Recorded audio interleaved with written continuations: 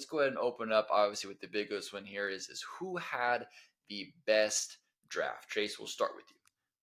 Yeah. So for my first best draft, right, theme that I thought had the best draft was the Seattle Seahawks. Right? They didn't move at all in the first round, and they walked away with the number one cornerback, consensus number one cornerback, and the consensus number one wide receiver.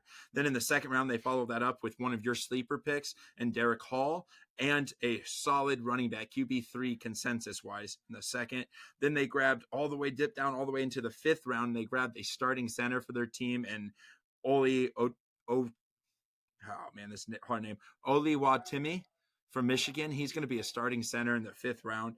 This is just a knockout draft. I thought Seattle, they had a really good draft this year. And based off of the facts and what we know right now, this looks to be just a great follow up to that perfect draft, right? The Russell Wilson trade is looking more and more.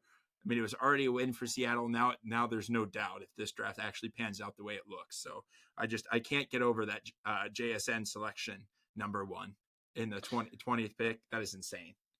Yeah, it is insane. I agree with you. Seattle knocked it out of the park. And they Yeah. were kind of playing with house money, right? With those, with the extra picks they got from the Russell Wilson trade.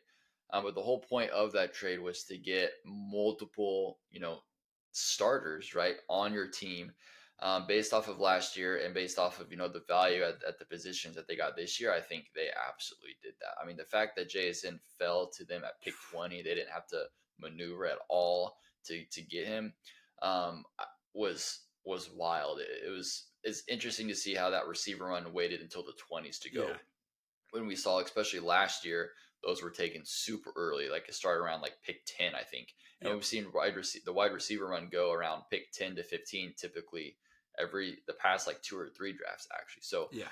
it was very interesting how this wide receiver class fell, especially with JSN being touted by the Ohio State players themselves, Wilson and Yes. Olave, as better than them, and they went, within the top 15. So very interesting to see that slide. But Seattle Yes. obviously is going to reap those rewards. That Absolutely. was an incredible draft. My other team here, who I think had the best draft besides Seattle's got to be the Pittsburgh Steelers. Okay. The Yep. Pittsburgh Steelers, and they just nailed every single position and at the right value too. They didn't, they didn't stretch, they didn't reach. They got, I mean, obviously, so going into the first round, they had 2 choices, right? Depending on how the board fell: offensive tackle or corner. It looked there as the offensive tackle run started to go that they might have to go corner, but then they make the trade, move up ahead with the Patriots to grab their tackle and Broderick Jones. And that was kind of shocking because that was the value that they put in a tackle over cornerback like Joey Porter Jr.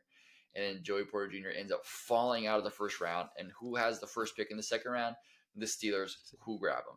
So they bet it all, in the sense of, they took that risk that he would fall to them, and he did. And so they got both players that they wanted, right? The offensive tackle and the best corner that they wanted that fits perfectly for them. If you've been a fan of the show, if you listen to the show, you have no idea how pumped we were Yes. live to hear Joey Porter Yes. get Oh, called to the Steelers. We were pumped. We're not Steelers fans by any means, no, not even close. but just that fit is just too perfect, Yes. and excited for Joey Porter.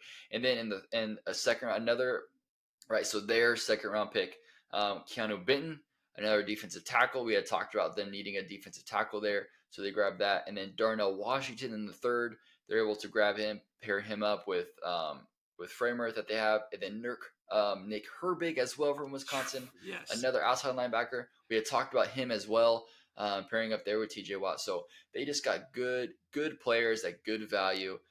They made, they took some gambles, but it fell perfectly for them. For the fact of them, obviously the Seahawks, probably get more flowers because they had those 2 picks. But for not having those 2 picks in the first round, everything just fell perfectly in place for the Steelers. I got to give my kudos to the Steelers with a heck of a draft. Yeah. The Steelers really did. I mean, the board just felt perfect to them, and they didn't freak out. Right, tight. The tackle run went really early, so they traded up and got one. Said we'll worry about cornerback later. Their perfect cornerback fell to them, and then all of a sudden the tight end run went really early in the second. So they said, hey, forget about it. We'll just go defensive tackle with Benton, who we really liked in this podcast. Then they got their tight end later with the one that slipped to him. Then they grabbed the guy that we were been comparing to TJ Watt. They grabbed him anyway. So this is just a phenomenal draft by Pittsburgh. Seemed like every pick they did live, we were just like, what? How did they, huh? Just yes, insane. I love it. And they're like Pittsburgh players too. Like they're not just like Yes. players, but they're Pittsburgh players. And so they're Steelers. And so definitely looking forward to the Steelers. We'll see, we'll see what happens. It's all gonna hinge on Kenny Pickett there, right? So to see if he's up to snuff, too confident in Pickett, but we'll see, right? Crazier things have happened. So Steelers killed it there. Let's go ahead and go to our worst draft picks here. So let's go ahead and start with you, Chase. Which team had the worst draft over the weekend? Yeah, I thought, contrary to the very first pick, the New England Patriots. They first picked, you're right, that my cornerback one fell to them at 17. They traded down, still got Christian Gonzalez. I was insane. I thought, wow, what is Bill doing? He's actually going to do it, right? He's going to put together a competent draft. And then he goes on to draft Keon White, who was just a late draft riser, invited to the draft for no reason, right? That wasn't awful value. But then he trades up for a center in the fourth. He trades up for a kicker in the fourth.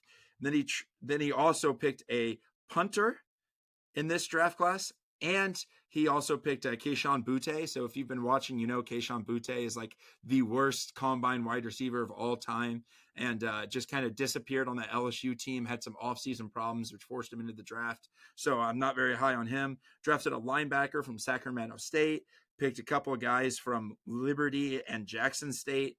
Just Bill Belichick has a tendency to draft players that no one's heard of because he thinks he can do miracles with them, right? He's smarter than you. And here recently, it really hasn't been working out for too long for him. And anytime you draft a kicker and punter in the same draft, I'm gonna say you got the worst draft. Kicker and a punter. I don't know. It's one of those positions where I just feel like you don't need to draft. Yes. That position ever, because you can just grab some guy off the street and for the most part be fine. But yeah, whatever, you got your guy. I mean, 49ers did the same thing. They actually traded up to get a kicker in the third round. Is anybody going to pick a kicker in the third round? And the fact that you have to trade up to get one was silly. So 49ers could be on my list here, but I'm not going to go 49ers. I'm actually going to go with an NFC counterpart, the Atlanta Falcons. Okay. For my worst draft here. I hated what they did. That Bijan Robinson pick there at 8, whenever their team needs are not running back, right? The fact that that they went there, like, I get it, the dude's a stud. This is no Bijan Robinson. He deserves to go number 8, honestly, if we're thinking about it. But I will never get off my hill. This hill I will die on is that you do not take a running back in the first round, because it does not add actually any championship value to your team. I don't care who the player is. It does not add that value to your team in the first round when you get another player, especially when you're looking at the Falcons, who were 31st in the league in sacks. They could not get to the quarterback. Is Bijan Robinson going to help them get to the quarterback? No, it is not. No. Okay, and I get it. So they're a run scheme team. Bijan's going to flourish in that system. He's going to play extremely well. But look what Tyler Algier did in a very limited season. He led the team in rookie rushing yards. He set a season record for rookie rushing yards in like 7 or 8 games, right? He ran for over 1,000 yards, and they were one of the best rushing teams in the league, right? And that was without, I like Tyler Algier, but he's no Bijan Robinson by any means. No. And so now you can think, obviously, he's going to pop off and stuff, but is that going to do any on the defense? They did not draft a defensive player until round 3, and it was Zach Harrison, defensive end out of Ohio State. Right, so they went offense, and then defense. Their biggest position of need, their biggest necessity, and they were at pick 8. You had Nolan Smith still on the board. You had Lucas Van Ness still on the board. You had Will McDonald still on the board. You had FAU still on the board. You had a ton of these edge rushers still, or any defensive tackle, right, still on the board, and you chose to go offense at what would be like the most luxury pick ever because you already have a stud running back, and you have Cordell Patterson as well, who is a stud as well. So Yeah, yeah, you waited too long to address your biggest position of need. And I just can't understand why. To me, that tells me you're not serious this year about winning, and maybe you're not, right? Maybe you're understanding that it's going to take a couple years to be serious, but the NFC is wide open, Atlanta. It is wide open right now. And so there's always that chance to compete because you're not going to have to be one of those top tier teams in the NFC to maybe get a wild card spot, right? Especially in the division you're in, it's not a good division. So you have that ability to actually win your division and get a playoff spot there, home field playoff, home field playoff game, and shake things up and see what happened. But instead, you chose to go, Bijan in the first, waited too long to address the needs, and so I just can't sit here and tell you that that was a good draft. yeah. Yeah, especially it's funny how we talked about this when we were at the draft. The Falcons seem to forget what their identity is every year, right? They go from two years in a row drafting high picks, Kyle Pitts and Drake London, right? Taking two offensive players, one historical tight end at 4, and then all of a sudden, those are both pass catchers, very low risk blocking, right? Kyle Pitts is barely a tight end, right? He doesn't block very well. Then you come here 2 years away from that, and you're picking the best running back in the draft. So you're just going to forget about your two pass catcher. I understand that you need everything, but now you're going to schedule your whole team around Bijan and forget about your pick 2 years ago that you wasted on Pitts. It's like they have a brand new idea of where they want their team to go every draft, right? They can't string anything together. Besides that pick, I didn't mind some of the other ones, right? I like Zach Harrison. I wish he would have addressed, edge twice maybe in this draft. Clark Phillips is a really good slot receiver. He's kind of small, or slot cornerback. Sorry, he's kind of small there. They got him in like the 5th round, so I didn't mind some of their picks, but I agree for what the needs they had and where they were drafting at, they seem to just kind of strike out every time. Yep, it's just I I can't get behind it. Whenever your biggest need is a pass rusher and you wait till the 3rd round to do it, I just can't.